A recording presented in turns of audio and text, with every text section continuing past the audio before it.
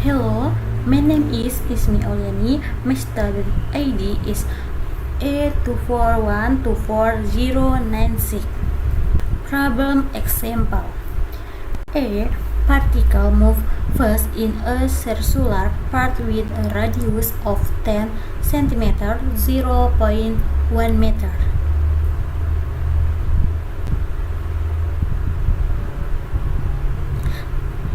Such that its angular position is given by theta of t equals 2t cubed minus 5t plus 3. All units are expressed ECE.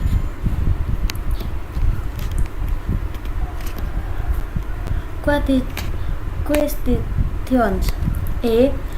Calculate the angular velocity and angular acceleration of the particle as function of time.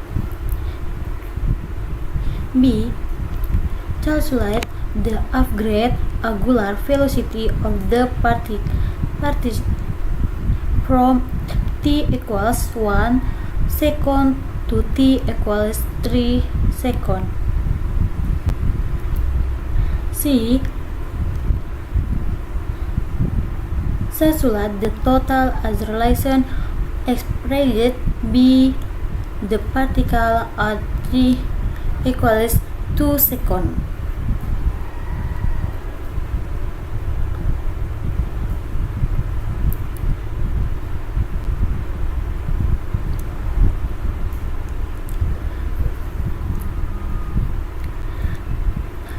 Given r equals 10 cm, 0 meter, theta of t equals 2t cubed minus 5t plus 3. Answer. A. Omega of t equals 6t squared minus 5. Alpha of t equals 2vt radian second. B. Theta of 1 equals 2 times 1 cubed minus 5 times 1 plus 3 equals 0. Theta of 3 equals 2 times 3 cubed minus 5 times 3 plus 3 equals 42.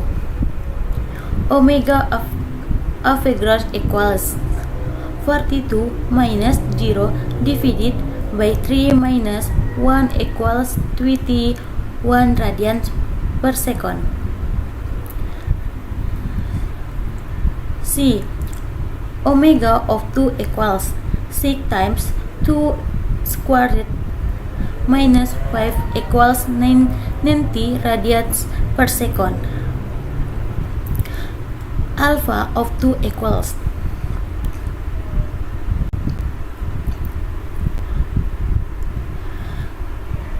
3v times 2 equals 24 radians per second squared.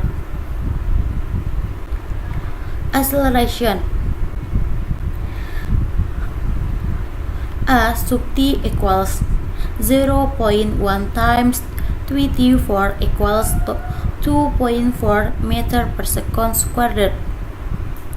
A sub c equals 0.1 times 90 squared equals 36.1 meter per second squared.